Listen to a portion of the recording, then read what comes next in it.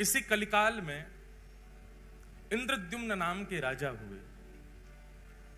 पूर्व के संस्कार उनके इतने सुदृढ़ थे।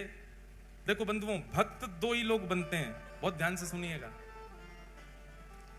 भक्त दो ही लोग बनते हैं, या तो वो जिसके पूर्व का भजन बहुत है, थोड़ा बहुत शेष रह गया तो इस जन्म में वो भक्त बन गया। पूर्व काल से ही भक्ति के संस्कार हों तो इस जन्म में वो भी भक्त बन जाता है। और दूसरा भक्त कौन बनता है? घोर नास्तिक। ऐसा ठोकर पड़े, ऐसी झटका लगे जीवन में कि वो भक्त बन जाता है। दो ही प्रकार के लोग अमूमन भक्त बनते हैं, परसेंटेज इन्हीं दोनों उनके ज्यादा है। तो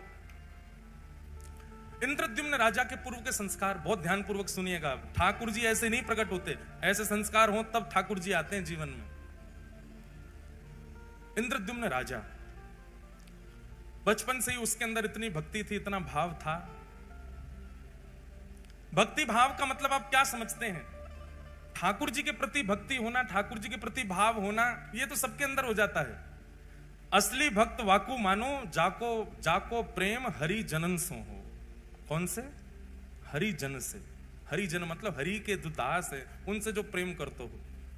हम एक बात कथा में कहते हैं कि महाप्रभु श्री जगन्नाथ जी के दर्शन करके आप जितना उछलते हो, राधा रमन जी के कपाट लगे, अचानक से गुसाई जी कपाट खोलते हैं तो जैसे महाराज सबकी भुजाएं खड़ी हो जाती है, नेत्र अपलक हो जाते हैं, हृदय में प्रसन्नता हो जाती है। राधा वल्लभ जी के दर्शन होते ही महाराज हृदय में अत्यंत शांति, अत्यंत शीतलता का अनुभव होता है।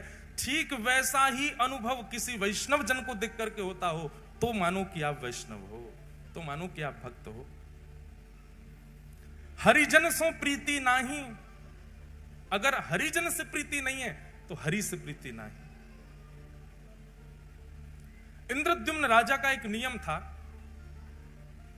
कि आप अपने नगर में सेना खड़ी करके रखते थे चारों ओर। सब राजाओं की सेना खड़ी रहती है सुरक्षा में, लेकिन आपकी सेना का एक ही काम था। बहुत ध्यानपूर्वक सुनिएगा। क्या? नगर में आने वाले हर व्यक्ति से पूछना कि वो कहां से आया है, और नगर से जाने वाले व्यक्ति से पूछना वो कहां जा रहा है। यदि आने वाला व्यक्ति और जाने वाला व्यक्ति किसी तीर्थ या धाम का नाम ले दे, उसको पकड़ करके राजा के पास ले जाओ।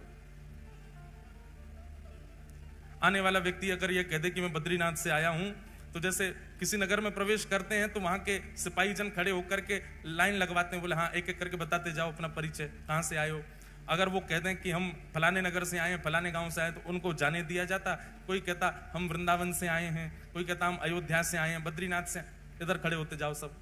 अब सब भक्तों को लगे भैया क्या होगा पता नहीं हमारे साथ, सब घबरा जाएं। भैया क्या करोगे? बोले कुछ नहीं, हमारे राजा से आपको मिलना पड़ेगा। बोले हम पे कर नहीं है कुछ देने को। बोले कुछ देना करना नहीं है, हमारे राजा बस मिलना चाहते हैं। और जितने वैष्णव इकट्ठे होते तीर्थ से आने वाले, सबको लेकर के इंद्रद्युम्न की सभा में जाया जाता। इंद्रद्युम्न को बताया जाता ये वृंदावन से, ये काशी से, ये वहां से, वहां, सब तीर्थों के नाम। इंद्रद्युम्न अपनी सभा पूरी करके सबको एक कमरे में बिठाता और सामने बैठ करके एक एक करके उनको बुलाता। बोले आप उस स्थान का वर्णन कीजिए, वृंदावन कैसा है। और नेत्र बंद करके इंद्रद्युम्न केवल उसका अनुभव करता था। वहां की नदी कैसी है, वहां के लोग कैसे हैं, वहां की वृक्ष वल्लरियां कैसी हैं, वहां का तापमान कैसा रहता है, वहां ठाकुर जी की सेवा कैसी होती, प्रसाद कैसा लगता है, सारी बातें इंद्रद्युम्न बैठ करके सुनता था। एक अद्भुत भक्ति का प्रकार था इंद्रद्युम्न का। और जब वो अपनी पूरी बात कर देते तो उनको खूब सारा धन धान्य देता, उनके चरण धोता, उनके चरण दल को पीता और कहता अगली बार कभी आप तीर्थ से आओ तो मेरे लिए कुछ प्रसाद लाना। तीर्थ जाने वाले जो लोग होते थे नगर से, उनको अपने पास बुलाता, कहां जाओगे, कहां रुकोगे, वहां कैसे करोगे, क्या करोगे, रास्ता कैसा है, कैसे जाओगे, व्यवस्था कर देता रास्ते की। और कहता लौट के आओ तो मुझसे जरूर मिलना, बताना कैसा लगा वहां पे, मैं तो राजा हूं, कार्यकाल छोड़ के जा नहीं सकता। ऐसी उसकी भक्ति। हमारे वृंदावन में भी ऐसी भक्ति होती है, इसी को मानसी भक्ति कहते हैं। इंद्रद्युम्न राजा मानसी यात्रा करता था, सारे तीर्थ घूमे थे उसने केवल मनी मन से। और इसी मानसी यात्रा करने का उसको एक दिन फल क्या, रात्रि में जब सोता था तो चिंतन में वो तीर्थ धाम और वहां के ठाकुर ही उसको दिखाई देते थे। एक दिन ऐसे ही पूछते पूछते पूछते वैष्णवों से उनके संग बैठ के सत्संग करते करते रात्रि में इंद्रद्युम्न सोए, और जैसे ही सोया स्वप्न में उसको एक पर्वत दिखाई दिया। उस पर्वत में सुंदर गुफा है, और उस गुफा के भीतर त्रिभंग लली श्याम सुंदर बिल्कुल नील मणि की तरह चमक रहे हैं। अद्भुत उनकी छटा, ऐसा अद्भुत दर्शन करने लगा। उनका दर्शन करके नेत्र आनंदित हो गए। उनकी सुंदर चरण की उनके सुंदर अंग की सुगंधी इंद्रद्युम्न को आने लगी। उनकी वो एक क्षण की झलक इतनी सुंदर, इतनी मनमोहक थी। छटपटा करके नेत्र खुले इंद्रद्युम्न के, जलपान करने लगा, अपनी छाती को मसलने लगा। ये मैंने कैसा दृश्य देखा? ये कौन थे? ये कहां के ठाकुर जी? मैंने इतने तीर्थयात्रियों से पूछा, पर ऐसा स्वरूप तो किसी ने मुझे वर्णन नहीं किया। अत्यंत व्याकुल हो गया इंद्रद्युम्न। अब तो जो भी तीर्थयात्री आए उनके तीर्थ की चर्चा ना सुन के अपना हृदय का भाव बताता। ऐसी आंख है, ऐसी कमर है, ऐसा मुख है, ऐसे चरण हैं, आपने इनके बारे में सुना? ये कौन है? पर्वत पर रहते हैं। वैष्णव जन कहे नहीं, हमने तो नहीं देखा। अत्यंत व्याकुल हो गया इंद्रद्युम्न। संतों की खूब सेवा करता, बस मन में यही चिंतन था, बस इनका पता मुझे लग जाए, ये कौन है जो मुझे स्वप्न में दिखे। बंधुओं, एक बात बताएं, ये इंद्रद्युम्न के साथ हुआ ये तो हमने पढ़ा है, पर प्रत्यक्ष मैंने कई लोगों को सुना भी है। हमारे गिरधर लाल जी के एक आध वैष्णवों के तो मुझे याद है, उन्होंने कभी लाल जी को देखा नहीं, पर उनके स्वप्न में ठाकुर जी जाके उनको दर्शन देके आ चुके हैं। हमारे वृंदावन राधा रमन लाल जी, कोई व्यक्ति वृंदावन नहीं आया पर उसको स्वप्न में जाकर के पहले ही उसके दर्शन देके आ चुके हैं। ऐसे ठाकुर जी ने दर्शन दिया इंद्रद्युम्न को। एक दिन रात्रि में सोया, अत्यंत विकल व्याकुल, रोज चिंतन करता ठाकुर जी का। तभी उसके स्वप्न में पुनः वह ठाकुर जी प्रकट हुए, और प्रकट होकर के उन्होंने अपना नाम बताया। हे इंद्रद्युम्न, मैं नील माधव हूं, मैं तुम्हारी भक्ति से बहुत प्रसन्न हूं और तुम पर अनुग्रह करना चाहता हूं। नीलाचल पर्वत पर मेरा निवास है, कुछ आदिवासियों से ही मैं अपनी सेवा कराता हूं, इससे ज्यादा संकेत मैं नहीं दे सकता। तुम स्वयं खोज करके मेरे इस अनुग्रह को स्वीकार करो। इंद्रद्युम्न अत्यंत प्रसन्न हो गया। थोड़े थोड़े संकेत उसको मिल गए थे। इंद्रद्युम्न ने अपने भाई, जिनका नाम था विद्यापति, बहुत ध्यानपूर्वक सुनो, विद्यापति को कहा कि लीलाचल पर्वत है, वहां पर आदिवासी सेवा करते हैं, नीलमाधव भगवान वहां पर विराज रहे हैं, तुम जाकर के उनकी सुध लेकर के आओ, वो ठाकुर जी मुझ पर कृपा करना चाहते हैं। तब विद्यापति नीलाचल पर्वत के पास गए, और वहां जाकर के उन्होंने देखा तो सब कोल भील हैं, सब वन के लोग हैं, आदिवासी हैं, और वो सब वहां पर रहते हैं। रह करके कैसे सेवा करते हैं, क्या करते हैं, वो सब का थोड़ा थोड़ा अनुभव करने लगा। तभी एक दिन एक कन्या पर उसकी दृष्टि गई, अत्यंत भोली सीधी कन्या, उसका नाम था ललिता। उन्हीं आदिवासियों के सरदार की वो बेटी थी। विद्यापति ने कहा, यदि मैं इसको अपना मित्र बना लूं या इससे कोई संबंध रखूं तो मुझे नीलमाधव भगवान जल्दी मिलेंगे। एक दिन वंचर जीवों के बीच में जबरदस्ती स्वयं को उसने डाल दिया। वंचर जीव उसको कहीं से खा गए, कहीं से काट गए, कहीं पर अपने नाखून मार गए, और पूरे रक्त में रंगित अपने तन को लेकर के वन में पड़ा पड़ा विद्यापति रो रहा था। तभी वो जो आदिवासी थे, उनकी पुत्री ललिता वहीं से जल भर के जा रही थी। भगवान देखो कितने पापड़ बेलने पड़ते हैं तब आते हैं ठाकुर जी। हम जामे और वहां पे भी जाके दुकानदार को पैसा देके ठाकुर जी उठा लाते हैं, और उसमें भी मोल भाव करते हैं, कम कर, इतने महंगे ठाकुर जी।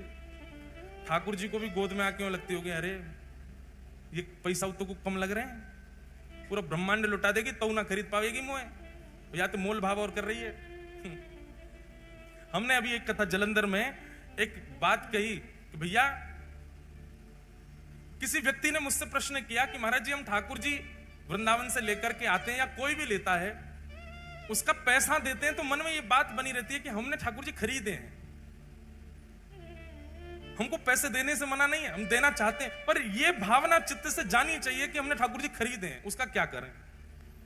हमारे मन में जो आया वो बताया मैंने कि सुनो, आप उसको ये मत समझो कि आप धन दे करके खरीद के लाए हो। आप ये सोचो ये ठाकुर जी जादना पधारे, जादना रूप बनो, वही दना इनने मुकु चुन लियो। अब ये प्रतीक्षा कर रहे हैं हिसार की वो माता जी कब आएंगी या हिसार के वो भैया कब आएंगे, उनके संग में जाऊंगा। अब आप गए 1 साल 2 साल बाद, ठाकुर जी के बनने के बाद, ठाकुर जी के प्रकट होने के बाद, तो 2 साल तक ठाकुर जी जिसके घर पर रहे, उसके यहां से जब अपने ठाकुर जी ले जा रहे हो तो 2 साल वाने आपके ठाकुर जी की रक्षा करी, ठाकुर जी को विराजमान कियो, ठाकुर जी को श्रृंगार दियो, या भाव से वाकू बधाई दे करके आओ कि भैया हम तुमको बधाई दे रहे हैं, तुमने हमारे हृदय के ठाकुर जी अपने पास रखे। और सुनो, वो जितनो बतावे वहां में कछु बढ़ा के दे के आओ, बधाई दे के आओ। और जब जब वृंदावन जाओ, हम अपने लाल जी जिन्होंने हमको लाल जी प्रदान किए, वैष्णव हैं नाथ द्वार के, ठाकुर जी का स्वरूप ही बनाते हैं वो। उनको हमने मामा जी का संबंध बना रखा उनसे। जब भी जाएंगे नाथ द्वारा उनके यहाँ जरूर जाएंगे, उनको कुछ कुछ भेंट दे के आएंगे, कुछ करके आएंगे, बधाई दे के आएंगे। अभी नाथ द्वारा में उत्सव है तो उनको भी बुलाएंगे, सम्मान करेंगे, भैया हमारे लाल जी के मामा जी हैं। इतने साल तक 5 साल लाल जी उनके पास रहे, 5 साल तक प्रतीक्षा करी उनने, 5 साल बाद पधारे ठाकुर जी। हमारी प्रथम कथा जो द्वारिका में हुई, उस कथा के प्रथम दिन से श्री ठाकुर जी का प्राकट्य होना प्रारंभ हुआ था। और 8वें दिन जिस दिन कथा विश्राम हुई, 8 दिन में ठाकुर जी का स्वरूप प्रकट हो गया था। उन्होंने तब से सोच लिया तो जिनकी कथा सुन के ये बने हैं, ये उन्हीं के पास ही जाएंगे। 5 साल ठाकुर जी ने प्रतीक्षा की, उसके बाद ठाकुर जी पधारे लाल जी। उनको बधाई देते हैं जब भी जाते हैं। ठाकुर जी ऐसे ही नहीं आते भैया, बहुत श्रम करना पड़े, परिश्रम करना पड़े। तो विद्यापति ने अपने आप को जबरदस्ती जानवरों से कटवाया और उस मार्ग पर गिर गया जहां से ललिता रोज जल भर के लाती थी। उसने जब देखा कि ये घायल पड़ा है, तुरंत उसको उठा करके अपने घर ले गए। सब लोग इधर देखो, बहुत ध्यान से कथा सुनो। श्री जगन्नाथ प्रभु कैसे पधारे, कैसे प्रकट भये, उसकी पूरी लीला है। विद्यापति को लेकर के घर गई, पिताजी से जाके कहा, पिताजी ये घायल व्यक्ति है, मैं इसको ले आई हूं, आप इसकी चिकित्सा करो।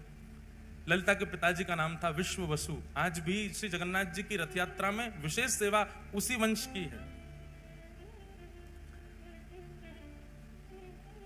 उसने चिकित्सा आदि की, चिकित्सा करके विद्यापति को घर पे ही रखा। बोले जब तक ठीक नहीं हो जाए तब तक उसको घर पे ही रखो। दोनों पिता और पुत्री मिलकर के उसकी खूब सेवा करते। धीरे धीरे विद्यापति ठीक होने लगा। उसकी तो पूर्व से साजिश थी, अब इसको साजिश कहना थोड़ा अटपटा लगता है, पर उसकी पूर्व से योजना थी कि मुझे नील माधव भगवान चाहिए, उसके लिए चाहे जो करना पड़े। धीरे धीरे ठीक हुआ, ठीक होकर के अब वो उसी घर में ही रहने लगा। विश्व वसु के साथ में उनका जो काम था, खेती बाड़ी आदि, वो कराने लगा। ललिता के साथ में थोड़ी उसने मित्रता कर ली। धीरे धीरे ललिता से प्रेम कर लिया, क्योंकि नील माधव भगवान की सेवा बहुत गुप्त रूप से होती थी। किसी को पता नहीं होता था कौन करता है, कैसे करता है, कहां है ठाकुर जी। उसके लिए ये सब करना बहुत जरूरी था उसको। विद्यापति ने धीरे धीरे धीरे उन समस्त कोल भीलों से, उन समस्त आदिवासियों में अपना स्थान बना लिया। आप तो सब उसको अपने परिवार जैसा समझने लगे। और एक दिन ललिता ने अपने पिताजी से कहा, मुझे बहुत प्रिय है, आप मेरा इसी से ब्याह करा दो। विद्यापति से पूछा, तुम ब्याह करोगे हमारी पुत्री से? बोले कि मेरा तो परिवार ही नहीं है, मैं तो आपका हूं, आप करा दो ब्याह। और ललिता के साथ में विद्यापति का ब्याह हो गया। विद्यापति कौन है? विद्यापति कौन है? इंद्रद्युम्न राजा का भाई। अगर भूल भाल मत जाइए, बात पूरी कथा सुनते रहो। ललिता के साथ में इनका विवाह हो गया। अब विवाह के बाद ये घर जमाई बन के ही रहने लगे। वहीं उनके विश्व वसु के घर में ही रहते थे। विश्व वसु रोज सुबह ब्रह्म मुहूर्त में जाते थे, नहा धो करके, स्नान करके, गीले कपड़े पहन के अपरस में जाया करते थे और साथ में कुछ पुष्प और कुछ सामग्रियां लेकर के जाते थे। विद्यापति ललिता से पूछता था, ये सुबह सुबह ससुर जी कहां जाते हैं? बोले ये पूछो मत, और आज के बाद पूछना भी मत, हमें भी नहीं पता इसके बारे में, ये गोपनीय रहस्य है, बचपन से हम ऐसे देखते आए, हम भी कभी नहीं पूछते, करने दो, पिताजी करते हैं, और तुमको क्या करना। विद्यापति समझ गया, बोले ये नील माधव भगवान के पास ही जाते हैं, ये उन्हीं की सेवा करते हैं, इसीलिए किसी को नहीं बताते। धीरे धीरे देखने लगा, रात्रि में चंदन घिसा जाता है, पुष्प तोड़ करके लाए जाते हैं, गीले कपड़े में बांध के रखे जाते हैं, सुबह गीले कपड़ों में जाया जाता है, और अंधेरे में जाते हैं, सूर्य उदय से पहले आ जाते हैं। तो अद्भुत है। एक दिन रात्रि में अपने ससुर जी के पास ही बैठ गए। अब तो प्रेम भाव बहुत ज्यादा ही हो गया था, पुत्र की भांति विद्यापति हो गया था। अपने ससुर जी के पैर थोड़े थोड़े दबा रहे थे, और तो दबाते दबाते धीरे धीरे पूछा, आप पुष्प किसके लिए तोड़ के लाते हैं? ये रोज रात्रि में आप चंदन किसके लिए घिसते हैं? पिताजी आप सुबह ब्रह्म मुहूर्त में कहां जाते हैं? पुत्र मोह में आकर के, और पुत्र मोह से भी ज्यादा होता है जमाई मोह, जमाई तो पुत्र से भी ज्यादा प्रिय लगता है। तो धीमे से प्रसन्न होकर के, देखो अब तो तुम हमारे घर के सदस्य हो, किसी को बताना मत, और तुम तो हमारे प्रिय हो, मुझे तुम पे बहुत भरोसा है, मेरी पुत्री तुमने स्वीकार की, किसी से कहना नहीं। नीलाचल पर्वत है, और नीलाचल पर्वत पर नील माधव भगवान विराजते हैं। वे प्रत्यक्ष ठाकुर जी हैं, वो चलते फिरते सारी लीलाएं होती हैं उनकी, पर उनके दर्शन का अधिकार केवल मुझको है, और मेरे बाद मैं जिसको चाहूंगा उसको होगा। विद्यापति ने कहा, तो आपके तो कोई पुत्र है नहीं, तो दर्शन आपके बाद किसको होगा फिर? आप क्यों ना ये सेवा मुझे भी दे दो। पहले तो विश्ववसु ने मना किया, नहीं नहीं नहीं, मैं नील माधव भगवान से पूछूंगा, वो जैसी आज्ञा करेंगे वही होगा, ऐसे में तुमको लेके नहीं जा सकता। लेकिन रोज रोज यही बात करने से एक दिन विश्ववसु ने मन में सोचा कि ठीक है, तुम्हारी इतनी इच्छा है, मैं तुमको ले तो चलूंगा, लेकिन याद रहे आंख पे पट्टी बांध के मेरे साथ चलना पड़ेगा, ताकि तुम मार्ग ना देख पाओ, कहीं तुम योग्य नहीं हुए, नील माधव भगवान को तुम प्रिय नहीं लगे, और कहीं तुम बिना उनकी अप्रियता के वहां पहुंच गए तो ठाकुर जी का अंतर ध्यान ना हो जाए। इसलिए दर्शन कराऊंगा, लेकिन प्रतीक्षा करना, ठाकुर जी को जब तुम प्रिय लगोगे तभी उनकी सेवा में जा सकोगे। और अगले ही दिन आंखों पर पट्टी बांधी विद्यापति के, और उसके ससुर जी विश्ववसु उनको लेकर के जा रहे। लेकिन विद्यापति तो इसी बहाने, इसी चतुराई से आया था कि उसको नील माधव भगवान चाहिए। उसने रात्रि में ही एक पोटली में खूब सारी राई भर ली, राई समझते हैं, सरसों के दाने, वो भर लिए, और भर करके उसमें एक सुई का छेद करके उसको अपनी कमर पर बांध लिया, और कमर पर बांध के दूसरे दिन पिताजी ने रुई लगाई, रुई के ऊपर पट्टी बांधी, पट्टी बांध के हाथ पकड़ करके ले गए, वो नीचे से उसने पोटली थोड़ी सी दबाई, उसमें से राई निकलने लगे, चला गया। पर्वत के ऊपर दुर्गम मार्ग पार करके नीलाचल पर्वत पर गुफा में पहुंचे, और गुफा में जाकर के नील माधव भगवान की सेवा आदि करने के बाद कहा कि अब मैं तुम्हारी पट्टी खोलूंगा, एक क्षण देखना, दर्शन करके फिर पट्टी बांध लेना। और जैसे ही उसकी पट्टी खुली, सामने नील वर्ण के श्री नील माधव भगवान मंद मंद मुस्कुरा रहे हैं, कटाक्ष कमल नेत्र हैं, सुंदर ठाकुर जी का वपु दिखने लगा। दर्शन हो गए, दर्शन करते तुरंत पट्टी बांधी, बोले चलो अब वापस यहां से, ताकि मार्ग ना पता कर ले। वापस ला कर, अब देखो तुमको दर्शन हो गए, अब नील माधव भगवान आज्ञा करेंगे तो तुमको सेवा मिलेगी, नहीं तो ऐसे ही रहो। अब उसको कहां, वो तो छटपटा रहा था, उसको दर्शन हो गए, वही छवि दिखे, बोले भैया कब से प्रतीक्षा कर रहे हैं, अब इन सबको मैं बताऊंगा कि इन्हीं की आज्ञा है मेरे भैया को, तो ये लोग मानेंगे नहीं, भैया अपना राजपाट छोड़ करके आ नहीं सकते।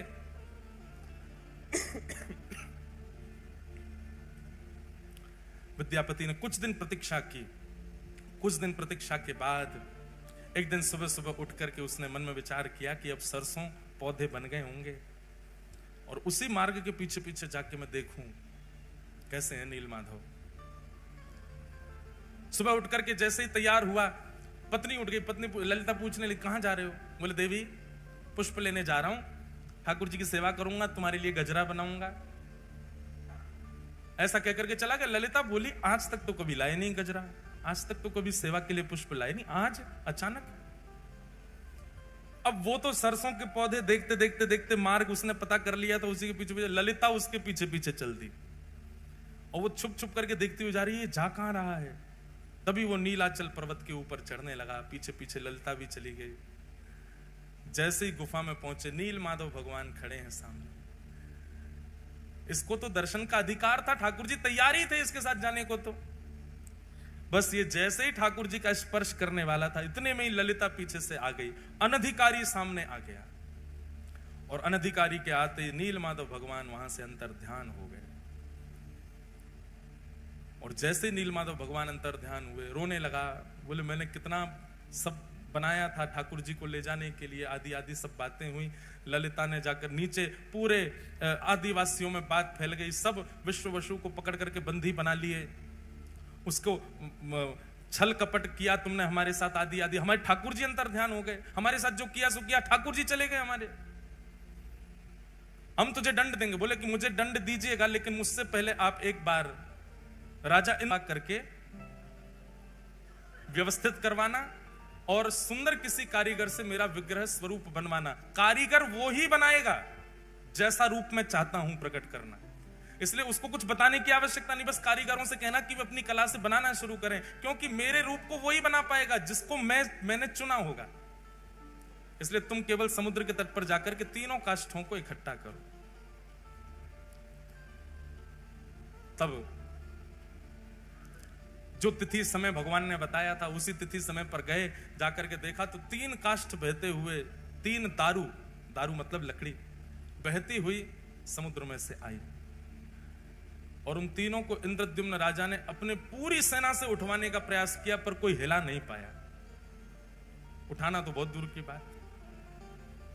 तब नील माधव भगवान की, जिन्होंने अनन्य सेवा, अनंत सेवा की, विश्व वसु को ही पुनः बुलाया गया और उन्होंने आकर के चंद लोगों ने उठाया तो वो दारू ब्रह्म अपने आप उठ गए और ले जाकर के उनको गुंडीचा की रानी के महल में रखवाया। इंद्रद्युम्न राजा ने दुनिया के श्रेष्ठ से श्रेष्ठ कारीगरों को बुलाया। ये लकड़ियां हैं 3 और आपको इनसे स्वरूप, कैसा स्वरूप बना, बोलो जैसा तुम्हारा मन करे वैसा बनाओ। वर्णन आता है कि महाराज बड़े से बड़े कारीगर आ गए, छेनी हथौड़ा रख करके स्वरूप निर्माण करना चाहें, पर वो छेनी हथौड़ा चलावें तो जैसे मानो ऐसा लगे लोहे पर चला रहे हों। चिंगारियां निकलती हैं, पर एक रत्ती भर भी उसमें छिद्र नहीं हो पाता। बड़े बड़े कारीगर अपने छेनी हथौड़ा टूटे हुए राजा इंद्रद्युम्न के सामने रख देते, क्षमा करो भगवान हम नहीं बना पा रहे। फिर कोई बंगाल से आता, बोले हम करके दिखाएंगे, वो भी नहीं बना पाते। फिर कोई कहीं से आता, वो भी नहीं बना पाते। तो भगवान ने आज्ञा की, त्रिलोकी के सबसे बड़े चित्रकारी में, कलाकारी में माहिर श्री विश्वकर्मा जी को बोले आप जाओ और जाकर के मेरा वही रूप प्रकट करो जो नारद जी के चित्त में विराज रहा है। तब विश्वकर्मा जी एक वृद्ध कारीगर, एक मूर्तिकार के रूप में आए, दीनहीन से बिल्कुल पीछे खड़े थे सबसे। इंद्रद्युम्न राजा कारीगरों से कह रहा था, बोले मैं धन देने में कोई कमी नहीं छोड़ रहा, आप क्यों नहीं बना पा रहे? बोले क्या करें, हमारी छेनी हथौड़े टूट जाते हैं। तब सबसे पीछे खड़े वयोवृद्ध उस कारीगर ने कहा, महाराज मुझे सेवा दें। इंद्रद्युम्न ने उपहास कर दिया, बोले इतने बड़े बड़े नहीं कर पा रहे आप वयोवृद्ध, आपकी लकड़ियां बाट देख रही हैं शमशान घाट में, आप बनाओगे? तब आपकी पत्नी गुंडीचा के हृदय में भाव आया, बोले वो कह रहे हैं, एक बार सबने प्रयास किया तो उनको भी करने दो, ठीक है आप भी प्रयास करके देखिए। तब उस कारीगर ने कहा, देखिए प्रयास तो करूंगा लेकिन मेरी कुछ शर्तें हैं। बोले क्या शर्तें हैं? बोले पहली बात, मैं जब ठाकुर जी का स्वरूप बनाऊं उस समय कोई आएगा नहीं। 21 दिनों तक मैं और काष्ठ एकांत में रहेंगे। राजा मैंने तुमको देखा, तुम हर 5 मिनट में जा जाके देखते हो कुछ हुआ कि नहीं हुआ, कुछ हुआ, ऐसा नहीं। 21 दिन तक तुम आओगे भी नहीं उस स्थान पर जहां ठाकुर जी का विग्रह बन रहा होगा। राजा बोला हमको कैसे पता चलेगा कि आप बना रहे हो? बोले बाहर खड़े खड़े छेनी हथौड़ा और जो भी प्रयोग हो रहे होंगे सामग्री, उनकी ध्वनि से तुमको पता चल जाएगा कि स्वरूप बन रहा है ठाकुर जी का। 21 दिन तक कोई नहीं आएगा, ये मेरी शर्त है। राजा ने बात मान ली और यहां विश्वकर्मा जी ने बनाना प्रारंभ किया ठाकुर जी को। बनाते बनाते बनाते बनाते 15 दिन बीते और 15 दिन तक रोज आवाज आती थी भीतर से, कुछ ना कुछ क्रिया चल रही है। 15 दिन तक इतना उतावला इंद्रद्युम्न दिन रात कान लगा के सुनता ही रहता था। हाँ ठाकुर जी बन रहे हैं, मेरे ठाकुर जी बन रहे हैं। अगर नहीं बन रहे होते तो पहले दिन ही आ जाते, छेनी हथौड़ा लेके नहीं बन रहा, इतने सारे कारीगर सब निरस्त हो गए, इनसे बन रहे हैं इसीलिए तो अभी तक चल रहा है काम भीतर। 15 दिन तक अत्यंत आनंदित इंद्रद्युम्न तो उत्सव की व्यवस्था करने लगा, बोले मेरे ठाकुर जी प्रकट होने वाले हैं। 15 दिन व्यतीत हुए, 15 दिन बाद ही महाराज भीतर से आवाज आनी बंद हो गई। आवाज आनी जैसे ही बंद हुई, पूरा दिन सुनता रहा, आवाज नहीं आई। थोड़ी और प्रतीक्षा करी, आवाज नहीं आई। उसके चित्त में शंका उत्पन्न हुई कि बहुत वयोवृद्ध हैं, कहीं ऐसा तो नहीं बनाते बनाते पधार गए हों भीतर ही, मैं ठाकुर जी अधूरे रह जाएं। सबने कहा, बोले उनकी शर्त है, मना किया उन्होंने, बोले तो कब तक नहीं खोलूं मैं ठाकुर जी बनी नहीं रहे, एक दिन पूरा प्रतीक्षा कर ली मैंने। अरे भाई ठाकुर जी कहीं अधूरे रह गए हो, वो पधार गए हो भीतर, फिर क्या होगा? अरे कोई और कारीगर आके आगे कार्य कर लेगा। किसी की ना मान करके गुंडीचा और इंद्रद्युम्न ने जैसे ही द्वार खोला, द्वार खोल करके देखा तो छेनी हथौड़ा नीचे रखे हैं, वो जो कारीगर थे वो वहां थे ही नहीं। और सामने जैसे ही देखा, जन्म वेदी है वो, जहां ठाकुर जी 7 दिन विराजमान होते हैं रथ पे जाकर के, उसको जन्म वेदी कहते हैं, गुंडीचा के महल में। उस जन्म वेदी के ऊपर जैसे ही देखा है, तभी क्या पाया, 3 विग्रह ही 3 रूपों में विराजमान हैं, जहां पर बिल्कुल दाहिनी ओर में श्वेत वर्ण के श्री बलभद्र जी महाराज दोनों भुजा लेकर के, मध्य में सुभद्रा जी और वाम अंग में साक्षात नीलमाधव भगवान ही श्री जगन्नाथ जी के रूप में खड़े हुए। श्री जगन्नाथ महाप्रभु की। प्रथम दर्शन करते ही इंद्रद्युम्न रोने लगा। हाय नाथ, ये कैसा स्वरूप, भुजा भी नहीं बनाई पूरी, पेट भी अधूरा छोड़ दिया, अरे नेत्र भी नहीं। मैं पहले ही मना कर रहा था कि उसको मत लाओ, वो तो वृद्ध है। अरे ये बीच में स्वरूप, इनके तो हाथ ही नहीं है, पैर ही नहीं है, ये कैसा स्वरूप बना दिया। तुरंत मूर्छा आई इंद्रद्युम्न को, और मूर्छा आते ही ठाकुर जी ने पूरी द्वारिका लीला उनको दिखा दी। बोले ये स्वरूप सामान्य नहीं है इंद्रद्युम्न, ये मेरा प्रेम विगलित स्वरूप है। पूरे विश्व में मेरे अनेक अनेक रूप होंगे, पर ऐसा रूप एकमात्र पूरे भारत में, पूरे ब्रह्मांड में, पूरे त्रिलोक में यदि कहीं होगा तो केवल और केवल तुम्हारे पास नीलाचल पर्वत पर होगा, और कहीं नहीं। भगवान त्रिभंग लली गोलोक धाम में भी हैं, ठाकुर जी धनुष बाण लेकर के साकेत धाम में भी हैं, शंख चक्र गदा पद्म धारण करके वैकुंठ में भी हैं और पृथ्वी पर भी हैं। पर श्री जगन्नाथ तो केवल और केवल पृथ्वी पर हैं और कहीं भी नहीं, केवल इस भूमि पर। महाप्रभु जी ने आज्ञा की, ये मेरा स्वरूप है और ये स्वरूप मेरा प्रेम के कारण प्रकट हुआ है। इंद्रद्युम्न, अब तुम मेरा मंदिर निर्माण करा करके मेरे स्वरूप को विराजमान कराओ और विराजमान करके मेरी सेवा प्रारंभ करो, ये मेरा ही स्वरूप है। तब इंद्रद्युम्न के हृदय में जो दोष उत्पन्न हो रहा था, जो भाव उत्पन्न हो रहा था, ये कैसा स्वरूप, वो भाव, वो दोष, वो दूर हो गया। पूरे जगन्नाथपुरी में, पूरे लीलाचल पर्वत पर महाराज श्री क्षेत्र में उत्सव मनने लगा। इंद्रद्युम्न ने भव्य मंदिर का निर्माण कराया और भव्य मंदिर में जाकर के महाप्रभु श्री जगन्नाथ विराजमान हुए। बोलो जगन्नाथ भगवान की जय। महाप्रभु श्री जगन्नाथ विराजमान हुए। और कल फिर मैंने इसके आगे की कथा सुनाई थी। इंद्रद्युम्न राजा ने अपनी राज पदवी का त्याग कर दिया और राज पदवी का त्याग करने के बाद अपना संपूर्ण जो खजाना उसका था वो सब भगवान की सेवा में अर्पित कर दिया। गुंडीचा उसकी भावना थी कि पति ने तो मांग लिया कि मेरे वंश में कोई कहने वाला प्रकट ना हो कि ये मंदिर हमारे पिताजी ने बनाया था। गुंडीचा ने कहा मेरे चित्त में तो वात्सल्य है, मेरे चित्त में तो बालक का प्रेम है, वो मैं कहां अर्पित करूं। तब महाप्रभु जगन्नाथ जी ने वचन दिया, तुम्हारी पति की मनोकामना पूरी होगी कि वंश आगे नहीं बढ़ेगा, और तुम्हारी मनोकामना पूरी होगी कि तुम्हारे पुत्र रूप में मैं ही रहूंगा। और मां, मैं आपको वचन देता हूं, मैं जगत का कल्याण करने के लिए यहां पर आया हूं, इसलिए साल भर तो मैं सबको दर्शन दूंगा, पर साल में 7 दिन के लिए रथ पर आरूढ़ होकर के मैं नित्य गुंडीचा आया करूंगा। बंधुओं, स्कंद पुराण में ठाकुर जी के गुंडीचा में जब वो विराज जाते हैं, भगवान जब रथ पर बैठ करके आते हैं और रथ से उतर के जब गुंडीचा में 7 दिन विराजते हैं, उन 7 दिनों में दर्शन का इतना बड़ा महत्व है। स्कंद पुराण में कहते हैं 3.5 करोड़ तीर्थ हैं पृथ्वी पर। कितने? 3.5 करोड़। 3.5 करोड़ तीर्थों को करने का फल केवल एक झलक गुंडीचा में जगन्नाथ जी के देखने से प्राप्त हो जाता है। और आप श्री मंदिर में जगन्नाथ जी को जब देखोगे तो आपको लगेंगे पर ब्रह्म जगन्नाथ विराज रहे हैं, लेकिन आप अनुभव करेंगे, आप जब गुंडीचा में जाकर के जगन्नाथ जी को देखेंगे, आपको लगेगा नेक सो लाला बैठो है। वहां ठाकुर जी अपना पर ब्रह्म रूप आपको थोड़े पतले से दिखाई देंगे, थोड़े छोटे से दिखाई देंगे, नेक से हो जाएंगे और थोड़े टेढ़े मेढ़े से दिखाई, ऐसा लगेगा मानो खेल रहे हैं, किलोल कर रहे हैं। क्यों? बोले अपने मैया के पास बैठे श्री ठाकुर जी। हाँ, ठाकुर भले विराजे जी उड़ीसा जगन्नाथपुरी में।